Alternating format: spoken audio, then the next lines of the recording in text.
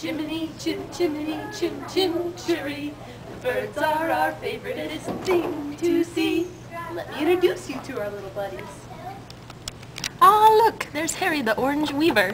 He's originally from Africa and is known for his elaborate nest building. Look, it's Dumbledore, the Green Singer.